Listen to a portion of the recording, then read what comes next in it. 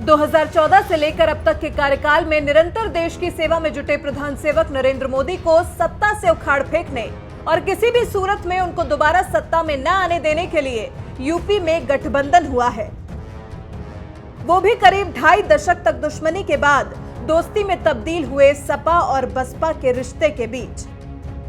फिर आरएलडी भी इस गठबंधन में शामिल हो गई है, जिससे ये गठबंधन खुद को पीएम मोदी और बीजेपी के खिलाफ एक मजबूत दावेदार के तौर पर देख रहा है।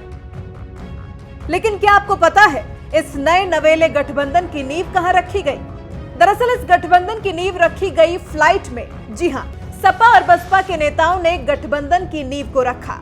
दरअसल हुआ कुछ ऐसा था कि 2018 के जनवरी महीने में जब यूपी में गोरखपुर और फूलपुर सीट पर उपचुनाव भी नहीं हुए थे, तब ऐसे ही एक फ्लाइट में समाजवादी पार्टी के राज्यसभा सांसद संजय सेठ और बीएसपी के महासचिव सतीश चंद्र मिश्र की मुलाकात हुई। दोनों नेताओं के बीच एक दूसरे से बात करने की हिचकिचाहट भी थी। जाहिर तौर पर दो कट्टर विरोधी पार्टियों के बीच बातचीत होना इतना आसान भी नहीं है। हालांकि दोनों नेताओं के बीच बातचीत शुरू हुई और गठबंधन की रूपरेखा तैयार की गई। पहले चर्चा हल्के फुल्के अंदाज में हुई थी, लेकिन जब दोनों नेता लखनऊ के अमौसी एयरपोर्ट पर उतरे तो इस बात पर सहमति बनी कि क्यों न पार्टी नेताओं यानी कि अखिलेश यादव और मायावती के सामने भी गठबंधन का ये विचार रखा जाए, और रिस्पांस भी पॉजिटिव रहा और इसकी संभावनाएं तलाशने के आदेश भी दिए गए। अखिलेश का संदेश लेकर सेठ मायावती तक पहुंचे और फिर कुछ ही दिन बाद बीएसपी ने उपचुनावों में एसपी उम्मीदवारों के समर्थन का ऐलान कर दिया और सपा के दोनों उम्मीदवार उपचुनाव में जीत भी गए, जिसे अखिलेश ने राष्ट्रीय राजनीति का टर्निंग पॉइंट करार दिया। उपचुनाव तक सीमित उस वक्त के गठबंधन की लोकसभा चुनाव तक पहुंचने की किसी को भी उम्मीद नहीं थी।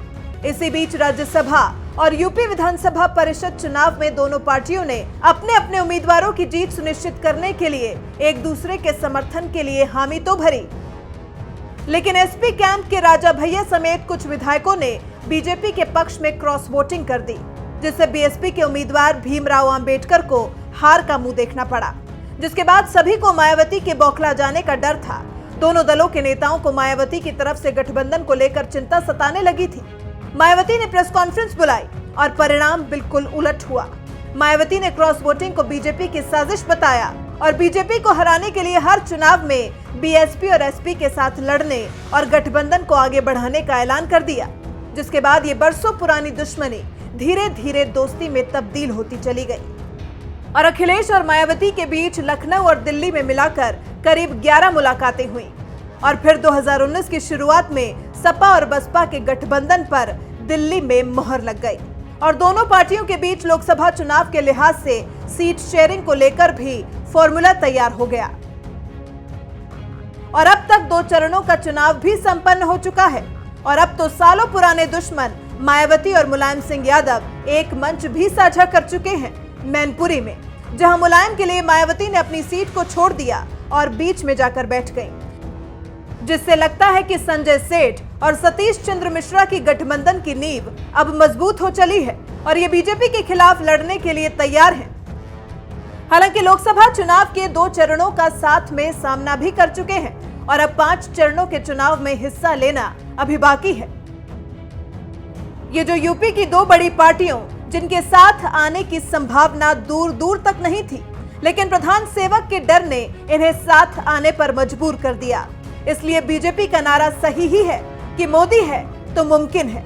मोदी के डर ने ऐसी 2 पार्टियों को साथ ला दिया जिन्होंने न जाने एक दूसरे के लिए क्या कुछ नहीं कहा, लेकिन एक अकेले मोदी को सत्ता से उखाड़ फेंकने के लिए सभी दल एकजुट आने के लिए तैयार बैठे हैं।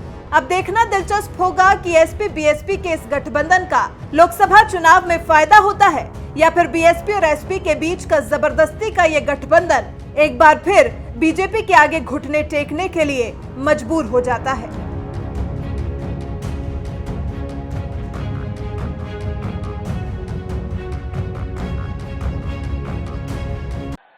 साथियों, बरेली तो सेना और सैनिकों की धरती है।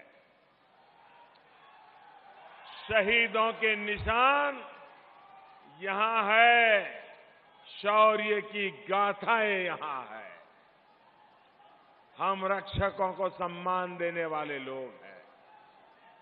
जो राष्ट्र रक्षा में काम आते हैं उनके प्रति हम नतमस्तक रहने वाले लोग हैं।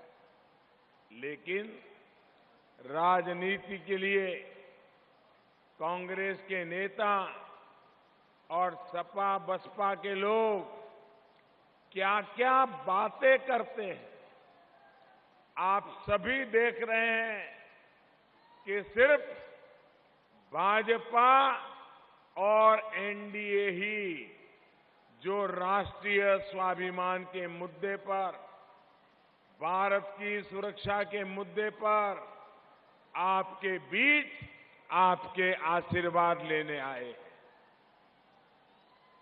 साथियों, हम कह रहे हैं कि आतंकवाद और नक्सलवाद को मिटाना जरूरी है, लेकिन कांग्रेस कहती है कि जम्मू कश्मीर से सेना को हटाना चाहिए।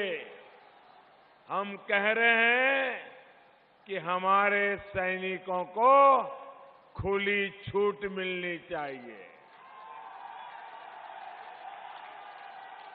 लेकिन कांग्रेस कहती है कि देश के वीर जवानों को लाचार कर देना चाहिए। हिंसा वाले क्षेत्रों में काम करने के लिए उनको जो विशेष अधिकार मिला है, जो एक कानूनी रक्षा कवच मिला है, कांग्रेस वाले उसको भी हटाना का फैसला करना चाहते हैं। साथियों, ये अगर हो गया तो जो पत्थरबाज हैं, जो आतंकियों को समर्थन करते हैं, वो झूठे केस के दायरे में हमारे सैनिक आतंक से भिड़ने के बजाय कोर्ट में केस लड़ने में ही वो लगे रहेंगे। हमारा सैनिक कोर्ट कचहरी के चक्कर लगाएं, ये आपको मंजूर है? ये आपको मंजूर है? जम्मू कश्मीर के लिए अलग प्रधानमंत्री हो, ये कांग्रेस और उसके साथी मांग कर रहे हैं, और जो साथी मांग कर रहे हैं कांग्रेस इनके साथ खड़ी है।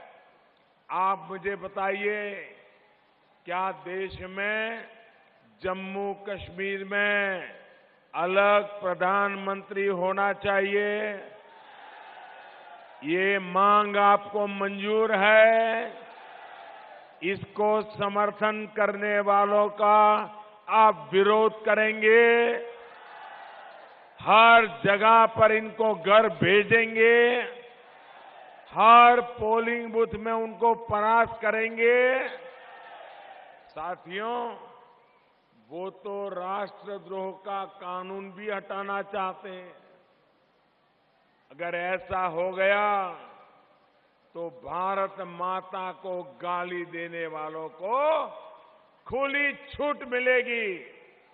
देश के टुकड़े टुकड़े करने का जो गैंग मंसूबा रखती हैं, उनको खुली छूट मिल जाएगी। क्या आपको देशद्रोहियों को बचाने के इरादे मंजूर है क्या? मंजूर है क्या? मंजूर है क्या? देशद्रोहियों को सजा होनी चाहिए कि नहीं होनी चाहिए? देश उनको माफ कर सकता है क्या? आपको ये मंजूर नहीं है तो फिर कांग्रेस भी कभी किसी को मंजूर नहीं हो सकती। उनके महामिलावटी साथी भी मंजूर नहीं हो सकते।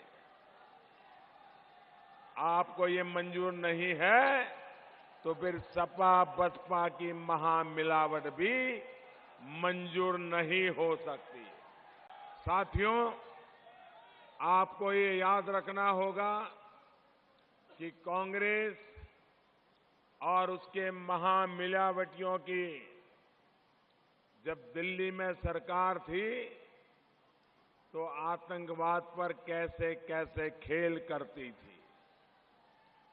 पाकिस्तान के आतंकवादी धमाके करते थे, आतंकी हमला करते थे, लेकिन कांग्रेस उसके साथ ही उन पर कार्रवाई के बजाय हिंदुओं पर आतंकी होने का ठप्पा लगाने में जुट जाते थे।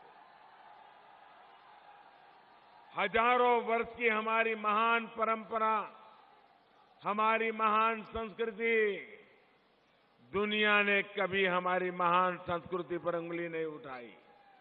इन लोगों ने अपने वोट बैंक के लिए बदनाम करने का घिनौना पाप किया है।